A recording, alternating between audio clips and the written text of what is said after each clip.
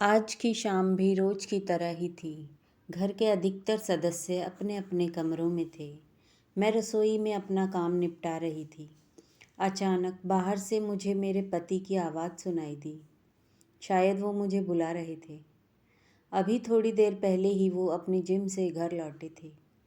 आखिर उनकी आवाज़ सुनकर गैस को धीमी आंच पर करके मैं रसोई से निकलकर अभी बाहर आई ही थी। इससे पहले कि मैं उनसे कुछ पूछती, एक जोरदार थप्पड़ मेरे गाल पर आकर लगा। कुछ पल के लिए सब कुछ सुन्न सा हो गया।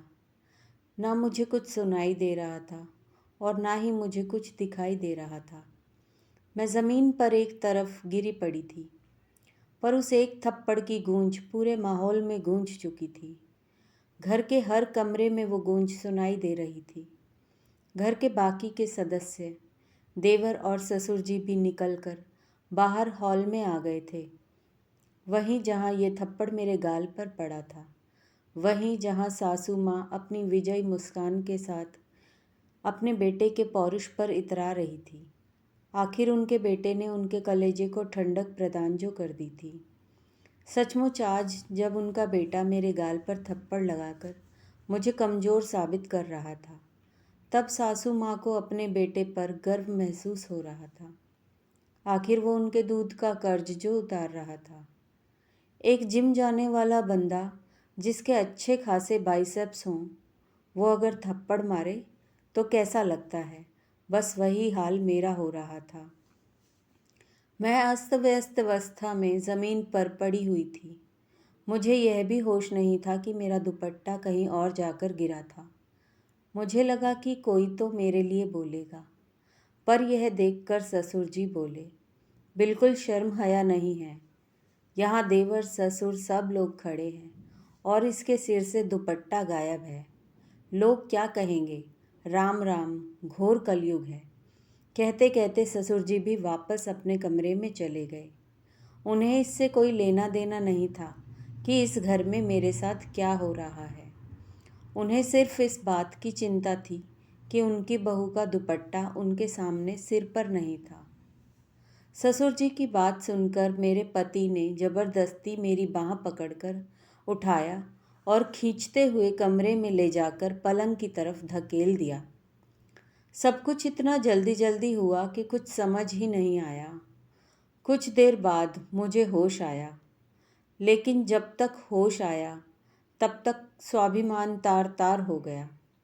मुझे तो यह भी पता नहीं कि मुझे थप्पड़ क्यों मारा गया था। आखिर ऐसी क्या गलती कर दी थी मैंने? अभी तक तो मेरी शादी को सिर्फ 2 महीने ही हुए हैं, पर ये 2 महीने कोई सपने जैसे नहीं हैं। एक्सीडेंट में मेरे माता पिता की मौत के बाद लोगों के कहने पर फटाफट अपनी जिम्मेदारी निभाने के चक्कर में चाचा ताऊ ने मेरी शादी इस घर में कर दी थी। क्योंकि उस संयुक्त परिवार में बेटी मैं अकेली ही थी। चाचा और ताऊ के दो दो बेटे थे और पुश्तैनी जायदाद में मेरे पिता का भी हिस्सा था। हालांकि वो हिस्सा अभी भी मेरे नाम पर था। यह बात मेरे ससुराल वाले बहुत अच्छे से जानते थे, इसलिए खुद ये लोग रिश्ता लेकर आए थे। उन्हें लगा था कि दहेज में वो पूरा हिस्सा मुझे मिलेगा, पर मैंने उसे लेने से मना कर दिया कि अभी मुझे उसकी ज़रूरत नहीं है। बस यही बात इन लोगों को कचोट गई। ये अलग बात है कि मेरे चाचा ताऊ ने वो हिस्सा मेरे लिए संभाल कर रख लिया, पर यह बात मेरे ससुराल वालों को नहीं पता। यहाँ आई तो ससुराल में मेरी सासू माँ का बोलबाला था। घर में कहने को तो 3 पुरुष हैं, पर सब उन्हीं की जुबान बोलते हैं। थोड़ी देर बाद सासू माँ की बाहर से आवाज़ आई, अरे ओ महारानी, कब तक आराम फरमाती रहेगी? बाहर आकर रोटियां तो सेक। यहाँ सब कब से भूखे बैठे हैं। आखिर रोती सिसकती मैं अपने दुपट्टे को सही करती हुई बाहर आई। मुझे देखकर मेरे पति ने कहा, अब तो सबक मिल गया होगा। आज के बाद खबरदार मेरी माँ को किसी काम के लिए कहा तो। वो यहाँ किसी की नौकरानी नहीं है। माँ बाप ने कुछ संस्कार नहीं सिखाए इसे। पति की बात सुनकर मन घृणा से भर गया। ऐसा कौन सा काम कह दिया मैंने सासू माँ को करने के लिए जिसकी मुझे ये सज़ा दी गई। तभी याद आया कि सासू माँ को शाम को चाय की तलब हुई थी, तो चाय बनाकर उनके कमरे में देने गई तो सासू माँ कमरे में नहीं थी, इसलिए टेबल पर रख आई थी। रसोई में आकर आटा गूंथ ही रही थी कि सासू माँ ने चाय के लिए आवाज़ लगाई। आटे से हाथ सने होने के कारण सिर्फ इतना ही तो कहा था कि आपके कमरे में टेबल पर ही रखी है, ले लीजिए। भला ये भी कोई काम हुआ? 50 साल की औरत इतनी बुढ़िया हो गई कि चाय का कप भी नहीं उठा पाई और अपने बेटे से शिकायत कर दी। और बेटा भी इतना समझदार कि इतनी सी बात के लिए थप्पड़ खींच कर लगा दिया। अभी 1 महीने पहले तक इनके घर में ऐसे कौन से नौकर चाकर लगे हुए थे जो इनकी माँ काम नहीं करती थी। बहू के आते ही अचानक क्या हो गया? मन में कई विचार उबाल मार रहे थे, मगर जवाब नहीं दिया तो जिंदगी भर भुगतना होगा। पूरे शरीर की नस नस में गुस्सा दौड़ रहा था। इतने में सासू माँ ने फिर कहा, अरे क्या बुत बनी खड़ी हुई है, जा जाकर रोटी सेक। मुझे वहाँ खड़ा देखकर पति भी मेरे पास आकर बोले, माँ लगता है इसको अभी भी समझ में नहीं आया, वो तो ट्रेलर था, इसको अभी पूरी पिक्चर दिखाता हूँ। माँ ज़रा दरवाजे के पास जो लाठी रखी है वो देना, आज इसे बता ही देता हूँ कि ससुराल में कैसे रहते हैं।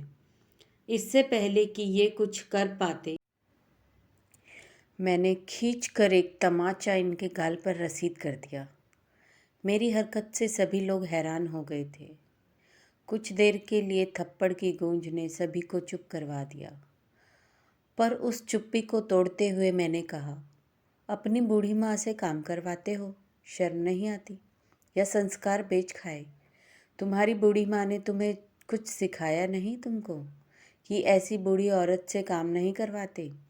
अरे जिसको एक कप उठाना भारी हो गया, उससे तुम लाठी जैसी भारी चीज़ उठवा रहे हो। मेरी बात सुनकर गुस्से से मेरा पति अपना गाल सहलाते हुए मेरी तरफ देख रहा था। तभी सासू माँ फूंकार कर बोली, तेरी इतनी हिम्मत कि मेरे बेटे पर हाथ उठाया? कैसी औरत है तू? अपने पति की इज्जत नहीं करती। बेहुदा औरत लोक लाज के लिए ही सही अपने हाथों को काबू में नहीं रख सकती थी। सासू माँ, आप तो बड़ी महान हैं। जब बेटा बहू को थप्पड़ मार रहा था तो वो उसकी मर्दानगी थी। अब बहू ने पलटकर थप्पड़ मारा तो वो बेहुदी? मैं बर्दाश्त करने वालों में से नहीं हूँ। अभी ससुर जी भी चिल्लाते हुए बोले, इसे घर से धक्के मारकर निकालो।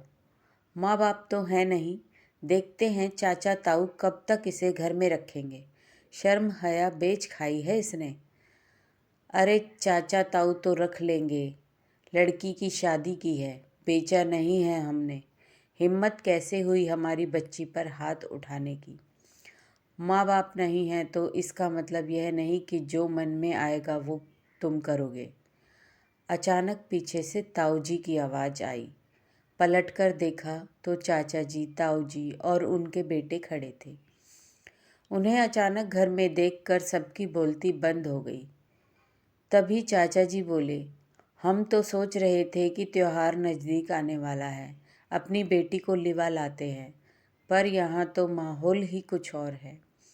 हमने बेटी मारने पीटने के लिए नहीं दी आप लोगों को। अरे नहीं नहीं, आपको कुछ गलत फहमी। ससुर जी ने बात को संभालने की कोशिश की, पर ताऊ जी ने हाथ दिखाकर रोक दिया। ले जा रहे हैं हमारी बेटी को, अब सीधे कोर्ट में ही मिलना। बहुत बड़ी गलती की तुमने इसे बिन माँ बाप की बच्ची समझकर। गलती हमारी थी कि हमने लोगों के कहने पर इसकी शादी जल्दी जल्दी कर दी। सासू माँ ने अपना तुरुप का पत्ता फेंका। हाँ हाँ, ले जाओ, बिल्कुल ले जाओ। घर बैठी बेटी बोझ ही होती है। जब लोग ताने मारेंगे ना तब पता चलेगा। क्या कहोगे लोगों से कि आपकी बेटी अपने पति को थप्पड़ मार कर आई है? लोग क्या कहेंगे, अब हमें उससे कोई फ़र्क नहीं पड़ता। अब हमारी बेटी इस घर में नहीं रहेगी, कहकर ताऊजी ने मुझसे मेरा सामान बंधवाया और उसी समय मुझे लेकर रवाना हो गए। आखिर कुछ दिनों की मशक्क़त के बाद मुझे उस घर से छुटकारा मिल ही गया। आज मैं अपने आगे की पढ़ाई कर रही हूँ और जब तक आत्मनिर्भर नहीं हो जाऊँगी तब तक ताऊजी और चाचा जी ने मेरी शादी की बात तक करने से मना कर दिया। थैंक यू दोस्तों, कहानी पूरी सुनने के लिए। अगर आपको स्टोरी अच्छी लगी हो तो ज़्यादा से ज़्यादा शेयर कीजिए और हमें कमेंट करके ज़रूर बताइए। Thank you.